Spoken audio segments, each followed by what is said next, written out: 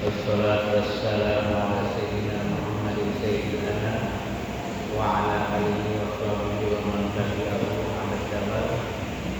Amma yang sekalian, alhamdulillah wa syukurillah, kita masih diberikan karunia Allah yang sangat besar dengan sholat subuh berjamaah. Mudah-mudahan ibadah kita diterima oleh Allah Subhanahu wa Ta'ala. Pada minggu yang lalu kita sudah membahas tentang keutamaan sholat, dan pada pagi ini kita akan melanjutkan tentang sanksi atau ukubah atau siksa bagi orang yang meninggalkan sholat lima waktu. Coba dilihat halaman 176. Al-Babu At-Tasi wal Arba'un, bab yang ke-49, dibayani ukubati tarikis sholat, tentang sanksi atau siksa bagi orang yang meninggalkan sholat lima waktu. Jadi kalau kemarin keutamaan-utamanya begitu banyak ya, kita sudah jelaskan, kita sudah pahami. Sekarang kita lanjutkan sebaliknya, orang yang tidak sholat. Kalau Allah Ta'ala mukhbiran an ashabil jahil, Allah berfirman mengabarkan, memberikan informasi kepada kita tentang penghuni jahil. Jahil adalah salah satu tempat di neraka. Siapa penghuninya? Masalakakum fi saqar. Qalu, kenapa? Apa yang menyebabkan kamu itu masuk dalam neraka saqar? Mereka menjawab, lam nakum minal musallin. Dulu di dunia saya tidak pernah sholat lima waktu. Walam nakunu fil miskin, dan kami tidak pernah memberikan makan kepada orang miskin, tidak pernah bersedekah, tidak pernah berbagi kepada orang-orang yang miskin. Wa kunna naqudu ma'al qawmin, dan sekarang kami berada di neraka jahanam, orang-orang yang merugi. Itu sebabnya juga, pertama tidak pernah sholat lima waktu, dan yang kedua tidak pernah bersedekah, tidak pernah berbagi, tidak pernah memberi bantuan, tidak pernah menolong orang-orang yang miskin.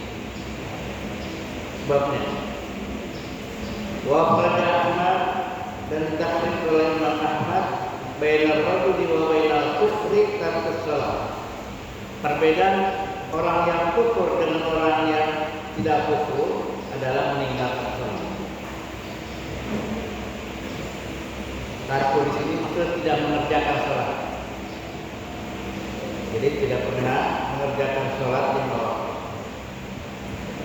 Bainar rajul wa bainas syirki aw kufri tarkus shalah, perbedaan antara orang yang mukmin dengan syirik itu meninggalkan sholat. Laisa bainal abdi wa bainal kufri illa tarkus shalah.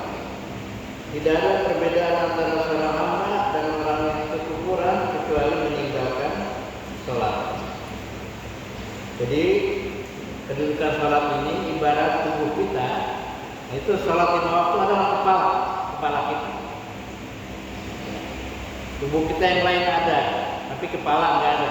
Bisa hidup dari kita yang lain. Tidak bisa hidup. Kalau tidak ada kaki, tidak ada tangan, tapi masih ada kepala, masih hidup. Tapi kalau tidak ada kepala, meskipun lengkap semuanya, kepalanya nggak ada. Pertama nggak bisa hidup, kedua orang juga melihatnya takut. Ya, nah, itu kedudukan sholat begitu penting. Seperti kepala dengan anggota tubuh yang lain. Bainal kufri wal iman tarkus shalah, bainal abdi wa bainal kufri tarkus shalah.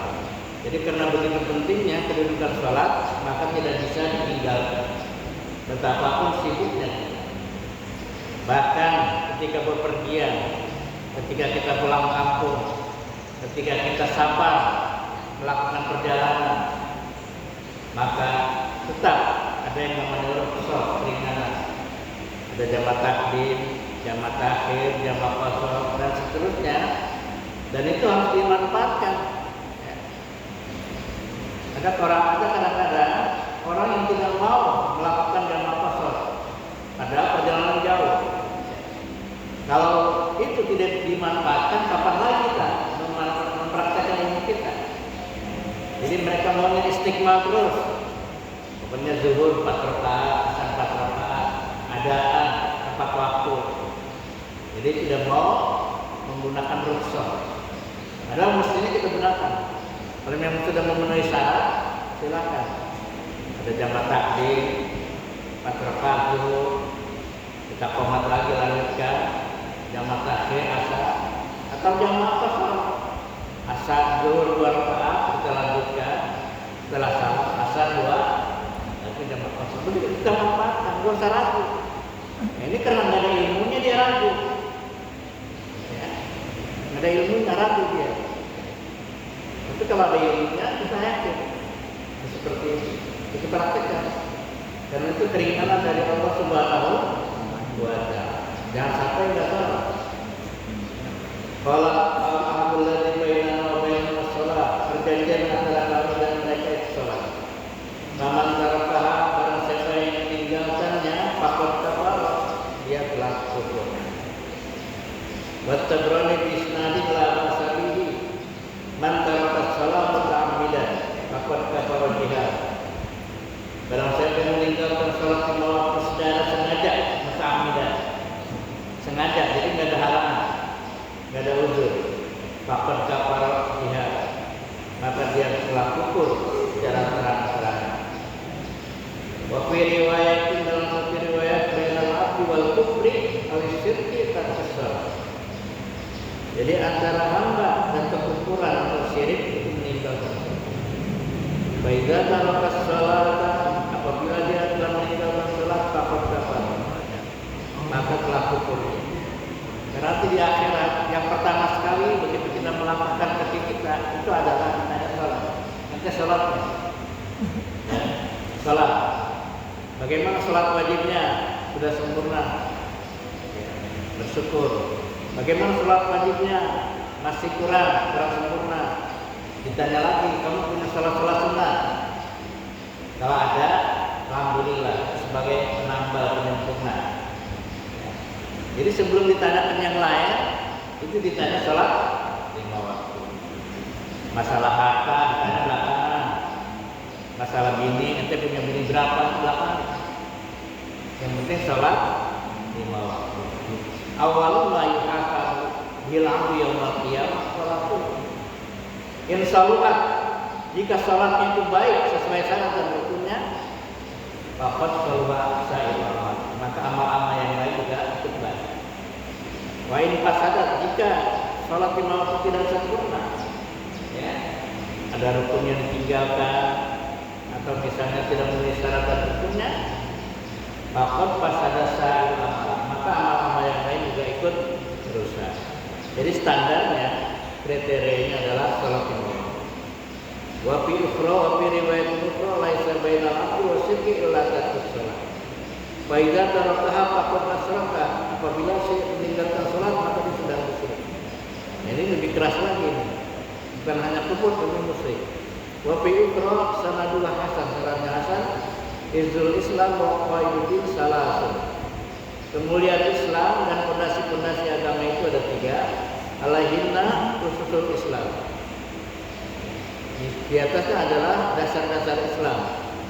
Man taraka wahidatan minhu fa huwa biha kafir. Maka satu saja yang ditinggalkan dari 3 itu berarti dia kafir.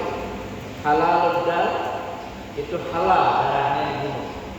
Itu kalau negara Islam begitu, negara Islam. Dia tidak salah. Maka halal dibunuh. Syahadatu alla ilaha illallah, itu syahadat. Nah, itu bersaksi tidak ada Tuhan selain Allah. Wassalatul maktubah, salat yang 5 waktu, wassaumir Ramadan. Jadi 3 hal ini merupakan satu rangkaian yang tidak bisa dipisahkan. Pertama adalah syahadat, kita bertauhid. Yang kedua salat 5 waktu, yang ketiga puasa Ramadan. Wa fi ukhra, dan dalam riwayat yang lain sanad hasan aidan man taraka minhunna wahidatan, barang siapa meninggalkan satu dari tiga itu bahwa billahi kafir, maka dia termasuk yang kafir kepada Allah, wala yuqbalu minna sarfun, dan tidak diterima segala perilakunya atau perbuatannya, wala adun, bahkan keadilannya, wa qad halal dan halal darahnya, wa malu.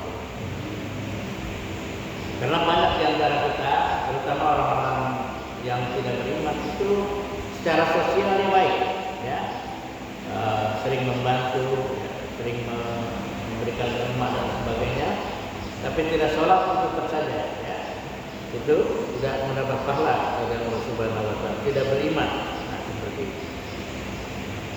Jadi dalam halal darahnya, wa malu, dan hartanya bisa disita oleh negara kalau dia meninggalkan tiga itu. At-Tabrani wa ghairuhu bi sunadain la ba'sa bihima an ibadah bin sunnah aw sawni khalili bisa halal.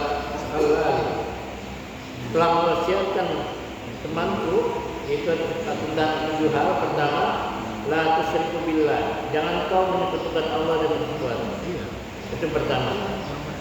Wa in qata'tum wa in qutitum aw hariktum, jika engkau memutuskan silaturahmi, aw harabtum, atau membakar mereka, aw sallaitum, atau sholat mereka, wala tatruku as-shalah ta'amadan, janganlah kamu sekali-kali meninggalkan sholat secara sengaja. Paman tarakaha muta'ammidan, barang siapa yang meninggalkan sholat lima waktu secara sengaja, faqad kharaja minal millah, maka dia telah keluar dari agama. Wala, jadi meninggalkan di sini dengan malas lah, ya. Ada orang yang sholat karena malas, tapi dia tetap mengakui, ya. Jadi kadang-kadang sholat, kadang-kadang tidak. Itu termasuk yang masuk sholat. Jadi di sini dikatakan wala tarkabu al maksiyah, janganlah kau melakukan maksiat, fa inna syukurullah, karena maksiat itu mendapat kemurkaan Allah. Wala tasrabu al khamr, dan kau minum khamar, fa inna rasul khotoya, karena minum khamar itu adalah sumber kesalahan. Kenapa haram sesuatu yang memabukkan itu dilarang? Pertama, ulul muskirin haram, setiap yang memabukkan itu haram. Maka oleh Imam Syafi'i dikiaskan apa saja yang kita minum, kita makan, memabukkan itu haram. Pertama, merusak otak kita. Jadi kalau itu salah satu karunia Allah kepada kita, itu pertama iman, kedua Islam, ketiga akal. Akalnya harus dipelihara. Bagaimana caranya? Dengan menghindari minuman arak atau yang memabukkan. Karena minum yang memabukkan ini adalah merusak otak. Ya. Orang biasanya kalau minum itu berani, ya, berani. Biasanya kalau preman-preman itu habis minum, itu mereka berani, siapa aja dilawan. Ya. Kadang-kadang kaca dipukulin, berdarah-darah, dia nggak berasa, karena lagi mabuk. Dan waktu disadar, dia baru berasa betapa pelingnya tangannya macam-macam. Jadi diibaratkan hidup kita ini kadang-kadang lagi mabuk. Jadi kadang-kadang kita tidak sadar, tapi kalau sudah meninggal dunia baru sadar. Tapi kesadaran itu terlambat.